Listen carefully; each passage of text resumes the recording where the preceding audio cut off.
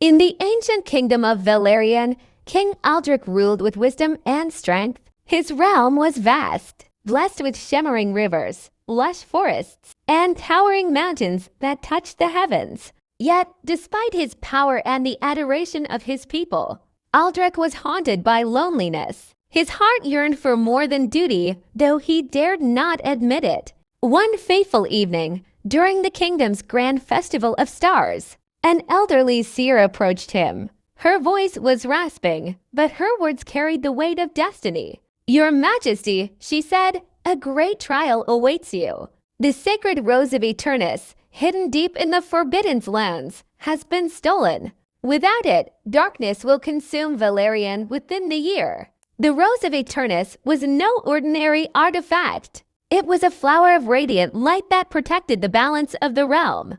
Without hesitation, Aldrich vowed to retrieve it. The seer warned him, "The journey will test more than your strength. It will test your heart." The call to adventure. Gathering his most trusted knights, Aldrich set out at dawn. The journey was perilous from the start.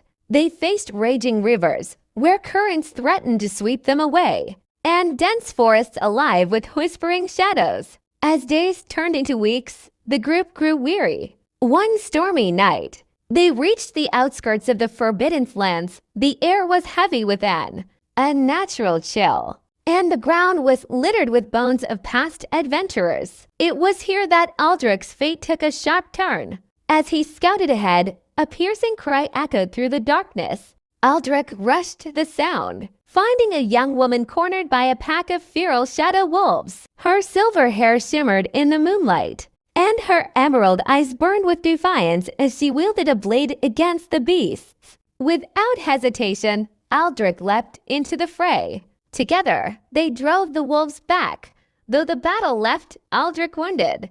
The woman introduced herself as Liana, a wanderer who had long roamed the Forbidden Lands in search of her own purpose. "You've saved my life," she said, her voice steady but her gaze wary. "But why would a king venture into such a cursed place?" Aldrich explained his mission, and to his surprise, Liana offered her aid. She knew the Forbidden Lands better than anyone, having survived its perils for years. Though his knights distrusted her, Aldrich accepted her offer, sensing there was more to her story than she revealed.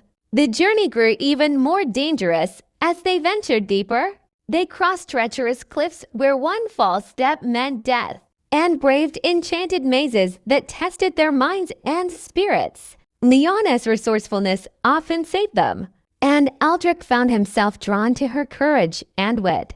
One night, as they camped beneath the shattered ruins of an ancient temple, Aldrich and Liana spoke of their pasts. "I was once part of a noble family," Liana confessed, her voice tinged with sorrow. "But betrayal left me an outcast. I've wandered ever since, searching for something to give my life meaning." Aldrich felt a kinship with her.